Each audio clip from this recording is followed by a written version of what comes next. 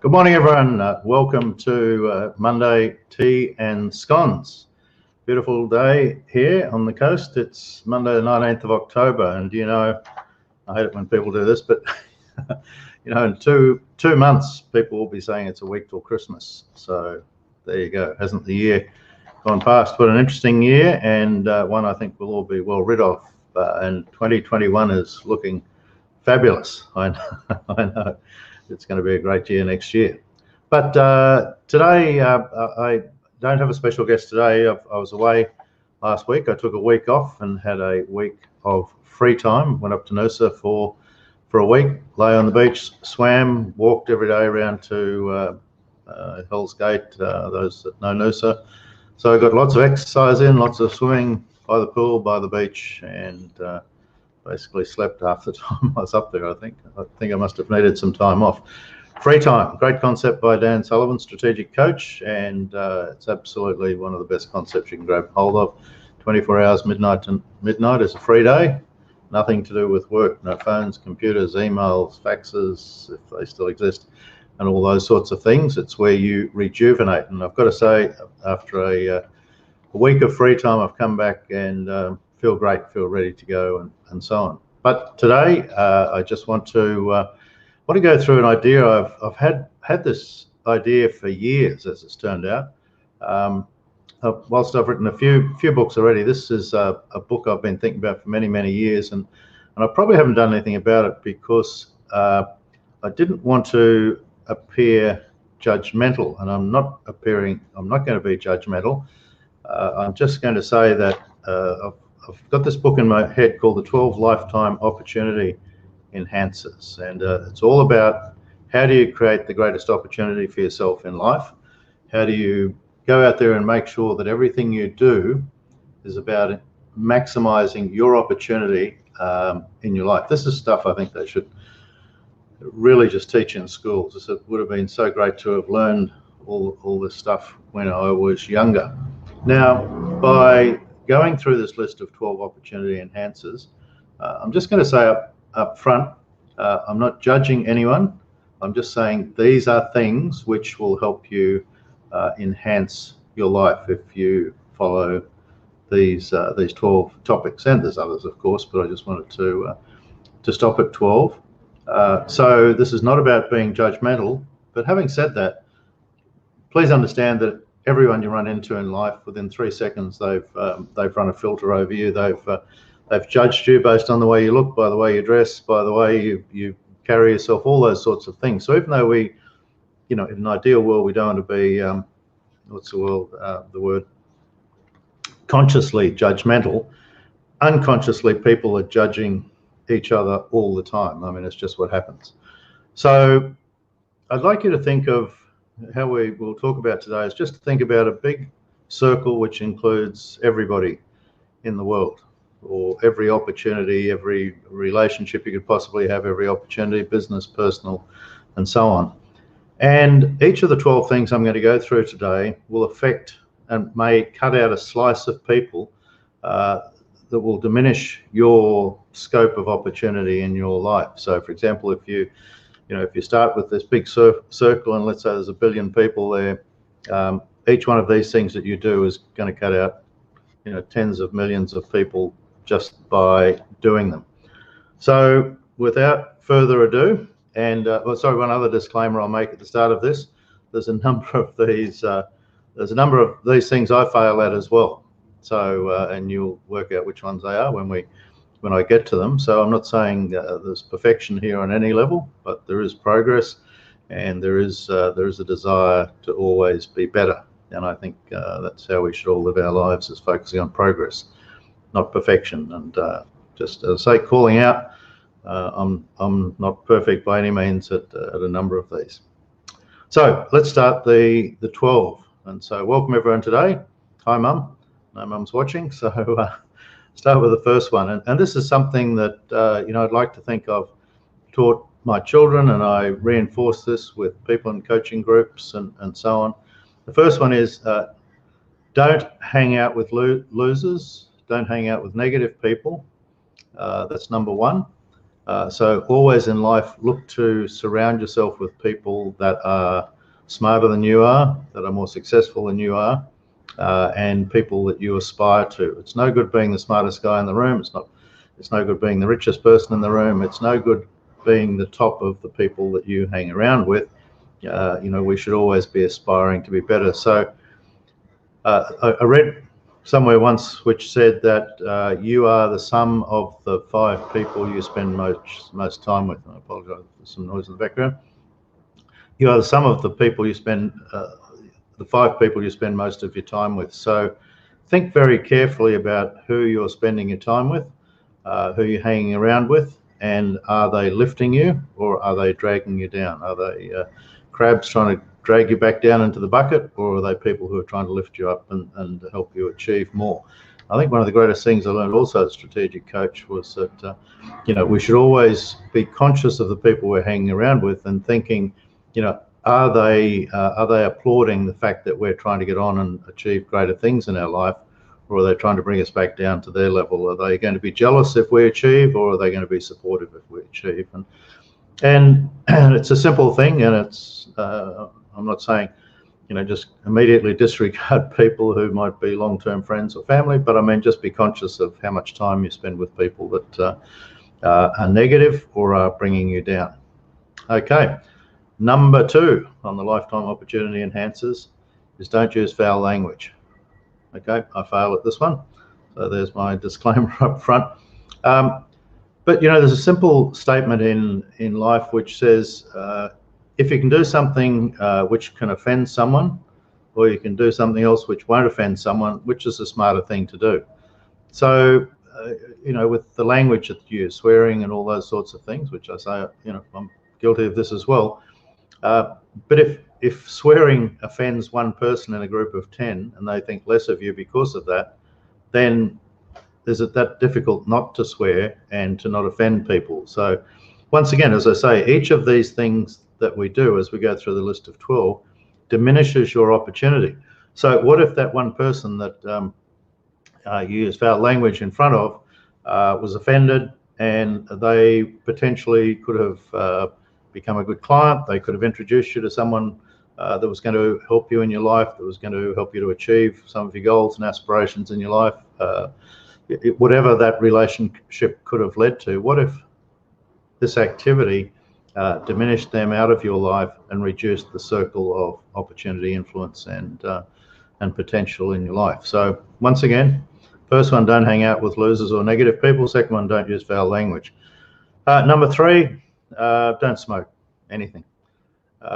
Smoking is just another one of those things, and I'm probably losing people already by saying these, but I'm just telling you that people who smoke are going to be cast from some groups, very quietly, very subtly. And I made the comment to someone the other day, is that in all my social engagements, if I ever go to a party or someone comes around, people come around to my place, I just made the observation, I really don't have any friends that smoke. And I guess that's probably a conscious choice of just subtly cutting people out of our lives that we don't want to hang around with. The unhealthy, smelly activity of smoking. I don't know anyone that does smoke that is really happy that they smoke. Everyone I know who smokes is wanting to give up. So it's just another one of those things. Is smoking can exclude you from certain groups, certain opportunities, and you don't have to agree with me, but I'm just telling you from where I stand, this is what I've seen in life.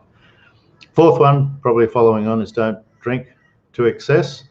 Every day is classified as being an alcoholic.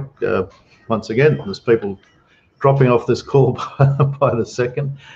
Drinking to excess, I think, can ruin opportunities, relationships, and so on as well. So just a thought there. And once again, I'm not being judgmental. I'm just stating the facts. These are the activities which eliminate opportunity in your life. If you smoke, if you drink too much, and so on. So just be thoughtful of whether you care. I guess if what I'm saying is you're reacting by saying, well, I don't care, I don't want those people in my life, well, that's fine, that's your choice. I'm just putting out there what are the opportunity enhancers or what are the opportunity diminishers. Number 5, contentious one as well, don't do tattoos. Back in the day, the only people that really had tattoos were people who were in prison or in the Navy. Tattoos were a sign of, avoid that person. Nowadays, I know it's very fashionable and socially acceptable to have tattoos. But once again, I'm just telling you, it's all very well to, to fit in with something that's trendy at the moment, but there are still a hell of a lot of people that will judge you consciously or subconsciously on your tattoos. How am I going so far?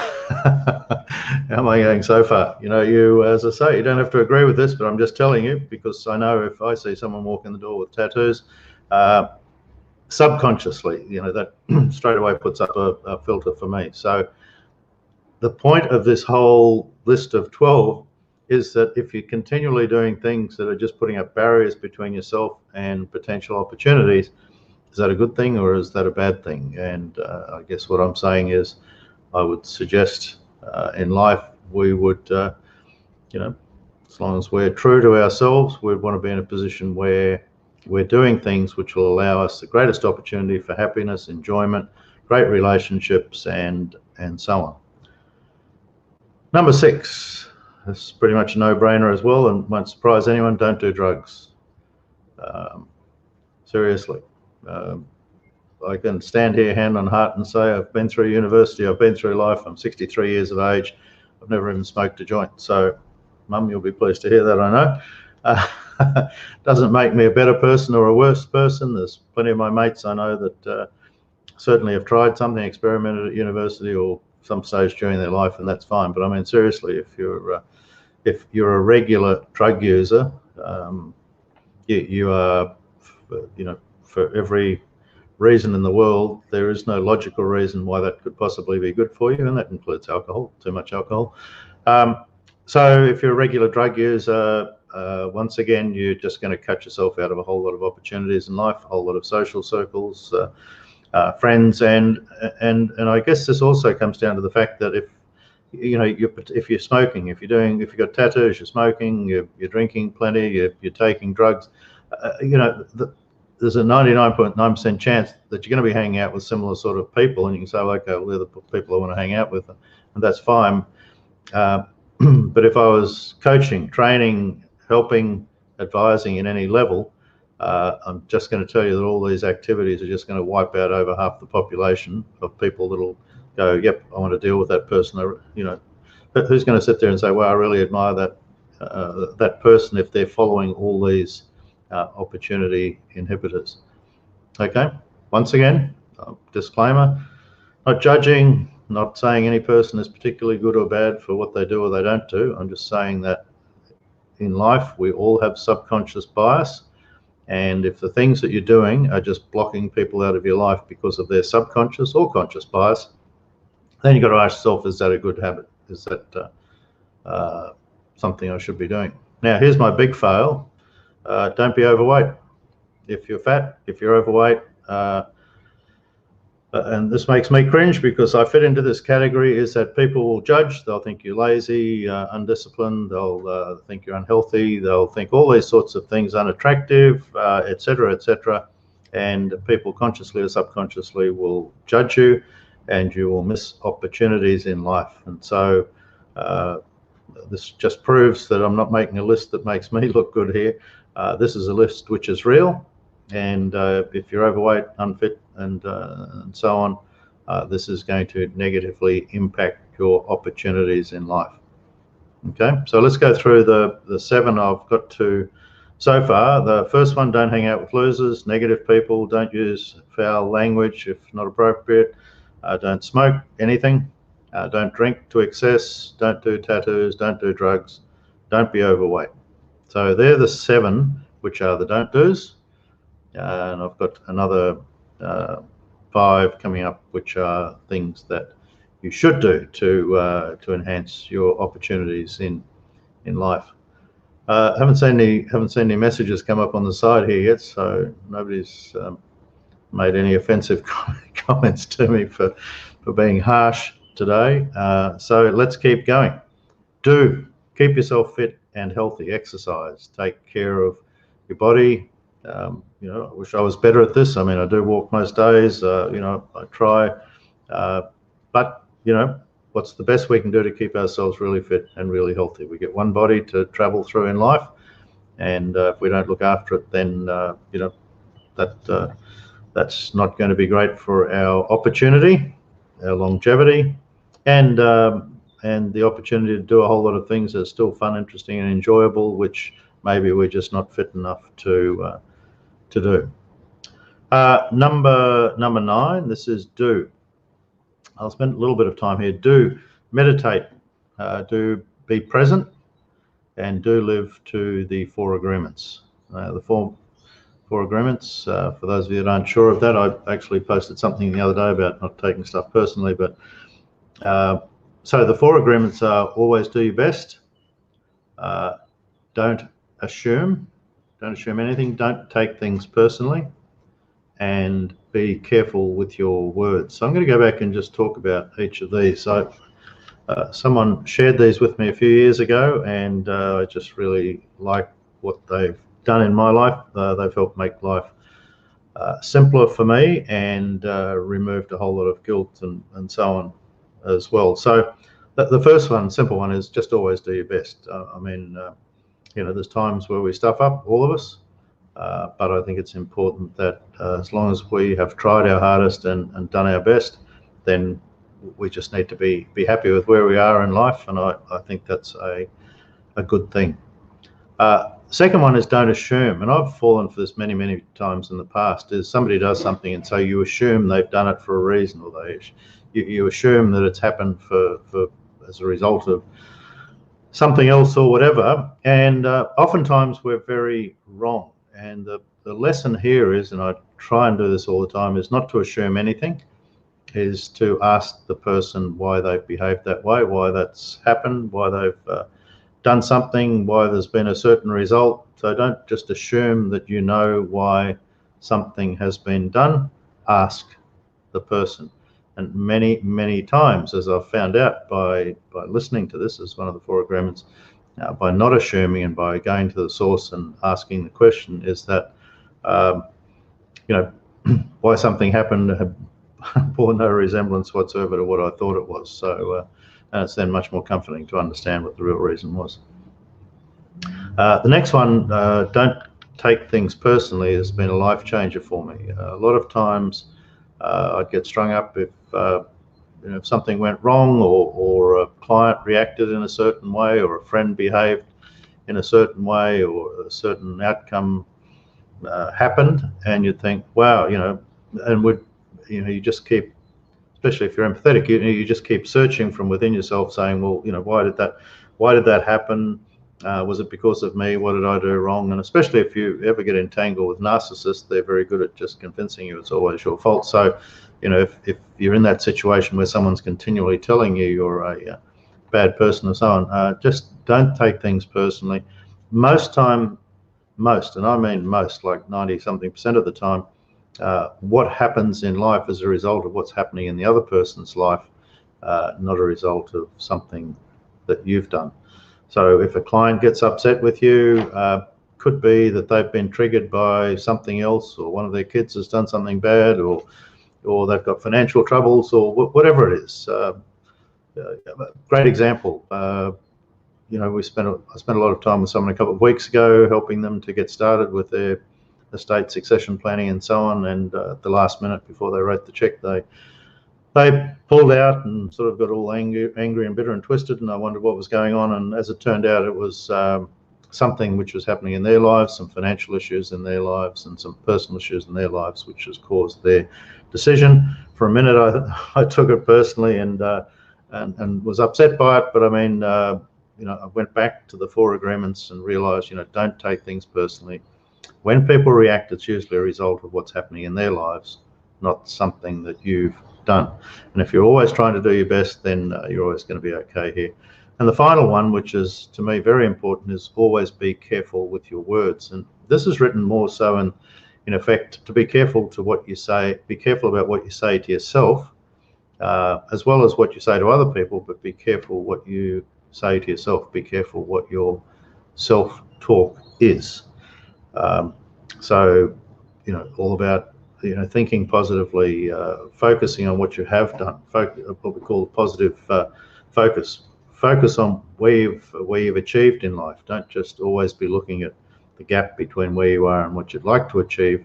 Focus on what you actually have done and reward yourself for the progress that you've made. And I said this at the start of the session is, to make sure you're focusing on progress, not perfection. So 4 agreements, again, always do your best, don't assume, don't take things personally, and always be careful with your words. And if you do that in association with some meditation and being present, so when you're with someone, be with them, be present, be engaged, and so on. So that's number 9. That's a good one. Number 10, do love yourself unconditionally. And I think that's really, really important. And someone taught me this is you need to love yourself before you can love anyone else. You need to. This is not a funny way of saying, he loves himself. It's, you do. You need to like the person that you are, and you need to earn that within yourself too by knowing that you're doing the right things and so on. But love yourself unconditionally, and that frees you up then to be a great friend and to be very supportive, and allows you then to love other people properly. If you're always beating yourself up, then it's very hard for you to be a great loving partner for someone else. Number 11, so just 2 more to go now. These are the things you should do, not the things you shouldn't do. Do always prioritize honesty and integrity. It is a non-negotiable. It's a, once again, we all do better at this than not sometimes in our lives, but this is now something which is an absolute priority for me, is to always live with honesty and integrity. I sleep very well at night. 4 agreements has helped, not taking things personally and don't assume things and so on. But if you're always honest and you act with integrity and you do the right thing, you can sleep well at night. And all the reasons other people might have for being upset about something that's happened that you may or may not have been involved in, if you know you've done the right thing, if you know you've done the best, you've been honest and you've always acted with integrity, then I think life is going to be good for you. Number 12, nice positive one to finish off with, and I think you should always set goals and aspirations for a positive future, for a future which is bigger and better than your past. Great believer that if you've checked out, if all your greatest achievements are behind you, that's effectively just checking out. So I'm always saying to people that you should be setting goals and aspirations for a positive, aspirational and bigger future than has happened in your past. Always be looking to be better and to create great value for people, and that makes you an ongoing valuable resource, which, in conjunction with the name of the topic here, the 12 lifetime opportunity enhancers. You will continue to get great opportunities in life if you're always aspiring to greater things by creating greater value for people. So, as I say, this is these 12 topics. I'm not being judgmental. I'm just putting them out there. Really welcome your thoughts. Please make any comments under this post on Facebook. As we're going live here today, if you're watching it later and you get to this point, please make any posts below. I'd really welcome your feedback. I'm just going to go through the 12 of them again. Don't hang out with negative people. Don't hang out with losers or negative people. Surround yourself with people who are aspirational. Don't be the smartest in the room. Don't be the richest in the room. Always be looking to spend time with positive people who can help you move forward. Don't use foul language. Don't smoke anything. Don't drink to excess. Don't do tattoos, don't do drugs, don't be fat and overweight. To keep yourself fit and healthy. As I said, I'm not perfect at these, but this is what I aspire to. Do meditate, be present, and live to the 4 agreements. Love yourself unconditionally. Always prioritize honesty and integrity. There's nothing more important. And number 12, set goals and aspirations for a positive future. So this is my tea and scones for today. Next week we'll be back to to having guests along, and look forward to welcoming some guests along who will be interesting and informative in the coming weeks.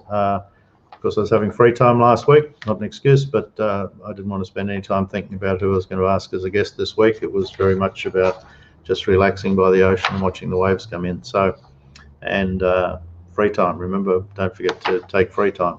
So thanks for your time today. Hope you've, this will obviously cause consternation with some people, opinions from other people, and that's great. That's why I've read these 12 things out. I'm putting I'm going to be speaking to Amy and Brooke Dorrit, our graphic design team, most wonderful girls in regard to getting this sort of stuff done. I'm going to put a little book together and expand on each of those 12 things, and I'd love your feedback on whether you think this is a great idea, and if you agree, the ones you agree with, the ones you don't agree with, always open to feedback. I'm always open to learn. Anyway, Monday, tea and scones, just so you know, scones, which obviously will go back in the freezer, and my cup of tea. Okay, have a great week, everyone. Thanks for joining in and watching, and hope you have a fantastic week.